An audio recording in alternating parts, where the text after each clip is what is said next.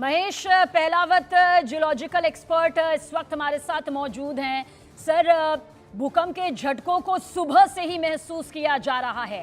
दिल्ली बेहद खतरनाक जोन में, बिहार का जो उत्तर और मध्य हिस्सा आता है वो भी उतना ही खतरनाक, सिक्किम में भी जो झटकों को महसूस किया गया है वो तो जोन 5 में यहाँ पर आता है। क्या चल रहा है सर ये सब?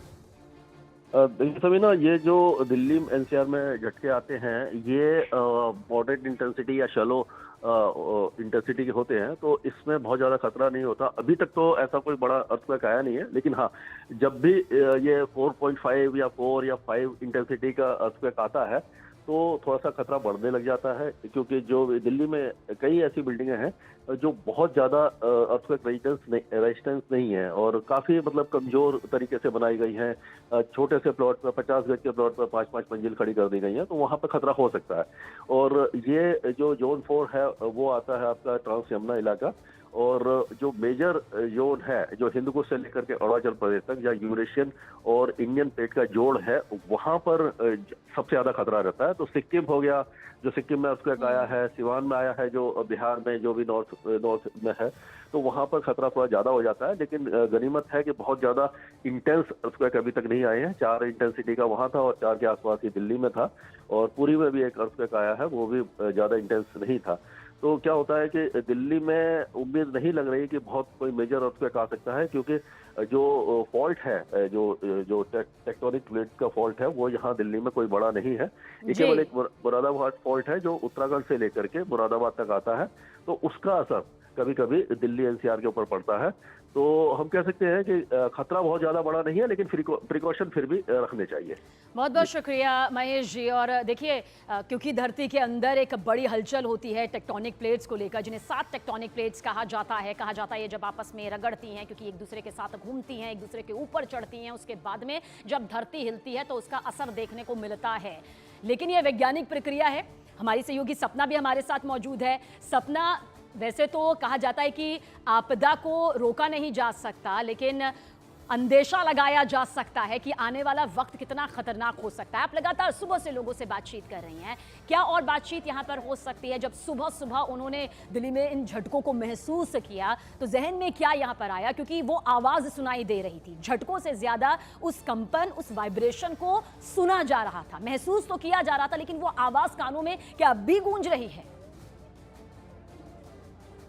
देखिए, दिल्ली में ये गगनचुंबी इमारतें, ये बहुमंजिला इमारतें जब हम यूं ही देखते हैं तो लगता है अरे वाह, मेट्रो सिटी आ गए हैं, बहुत बड़ा शहर में आ गए हैं।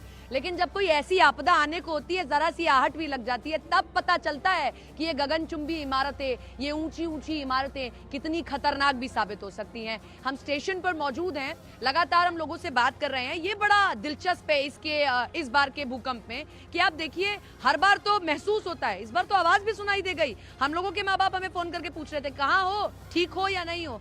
आप लोग यही ऑटो चलाते हैं, थोड़ा महसूस हुआ या नहीं? सुबह 5:30 बजे क्या कर रहे थे तब? वो धरती हिला है, महसूस हुआ था? पूरा जोर से हुआ, मकान हिलने लगा था आपको? जी जी जी। लेकिन यहाँ ट्रेन गुजरती है तो लगा होगा कि कोई ट्रेन गुजर गई, ऐसा हो रहा था? जी जी, है ना जी। ये चीज हुई है। डर वर लगा कि ये अचानक से कैसे? हाँ, ये तो भय तो लगा ही, थोड़ा बहुत भय लगा थोड़ा हाँ। बहुत।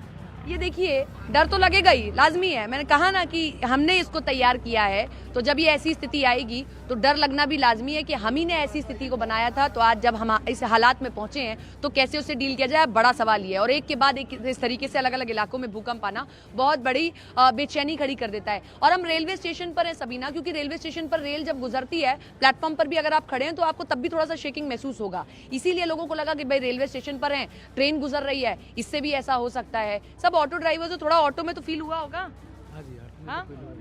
महसूस हुआ था? हाँ, महसूस हुआ था। आपको? आप कहाँ थे? मैं तो सो रहा था, 5:37 बात है, तो मैं देखा कि एकदम से कुंडी और पंखा एकदम हिलने लग गया। ऐसा था? एहसास पूरा था मैम, पूरा महसूस हुआ था? बिल्कुल बिल्कुल। ये पहली बार इतना तेज का भूकंप महसूस बहुत हुआ है तगड़ा था। दिल्ली में? कभी पहले ऐसा पहले ऐसे नहीं था, लेकिन आज तो बहुत दिनों के बाद में देखने को मिला है काफी तेज है। आपको, और ज्यादा देर तक भी रुका। अच्छा, आप कहाँ थी अम्मा तब? भूकंप आया, कुछ महसूस हुआ? नहीं, मैं तो आपको? वृंदावन से आ रही हैं आप, ट्रेन में रही होंगी तो नहीं महसूस हुआ होगा। तो नई दिल्ली स्टेशन जो 2 दिन पहले एक सबसे बड़े हादसे को देखता है और उसके बाद फिर से ही दिल्ली में इस तरीके की हलचल होना, इस तरीके की कंपन होना, इस तरीके की आवाज सुनाई देना सबीना वाकई डर और दहशत का माहौल पैदा कर देता है। आपके हमारे सबके घर वाले चिंतित हो बिल्कुल गए सपना, अगर और लोग खासतौर बाहर से थे, क्योंकि तो अब तो लगातार बच्चा भी इस बात को जान चुका है कि दिल्ली जो है वो जोन 4 में आती है, यानी कि उच्च क्षति यहाँ पर हो सकती है। ये एक्सपर्ट्स बताते हैं, ये हम नहीं बल्कि जो एक्सपर्ट्स हैं जो भूकंप को लेकर रिसर्च करते आए हैं, कई रिपोर्ट्स या फिर यूं कहिए कि अमूमन रिपोर्ट्स यही बताती है कि जोन 2 से लेकर जोन 5 तक का जो ये पूरा पैमाना यहाँ पर भारत के लिहाज से तय किया गया है, चाहे सिक्किम हो, और सिक्किम में भी भूकंप के देखिए तेज झटके महसूस किए गए हैं और सिक्किम भी जोन 4 में यहाँ पर आती है। बिहार भी यहाँ पर खतरनाक जोन में आता है। बिहार का तो खासतौर से जो उत्तर और मध्य वाला इलाका होता है वो ज्यादा खतरनाक स्थिति में नजर आता है। और इसके अलावा दिल्ली एनसीआर का जिक्र करें तो इसे लेकर तो ये भविष्यवाणी एक्सपर्ट्स लगातार करते रहे हैं कि बेहद खतरनाक स्थिति है, क्योंकि जो इमारतें हैं वो सालों साल पुरानी होती हैं,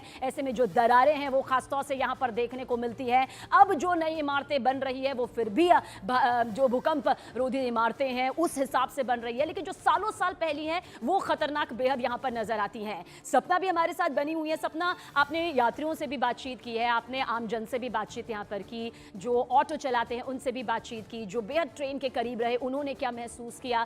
मिला जुला इतना जरूर कहा जा सकता है कि आज की सुबह जो रही वो दहशत भरी सुबह रही, और एक ऐसी सुबह रही जिसे मेरे ख्याल से अभी काफी दिनों तक भूला यहाँ पर नहीं जाएगा, क्योंकि वो आवाज अभी भी रह रह कर कानों में गूंज रही है। एक बेहद खतरनाक आवाज थी, एक ऐसी वाइब्रेशन थी जिसे सबने ना सिर्फ महसूस किया बल्कि ये सोचने पर मजबूर कर दिया, वाकई ये भूकंप आ रहा है, क्योंकि झटके महसूस नहीं हो रहे थे, आवाज महसूस हो रही थी।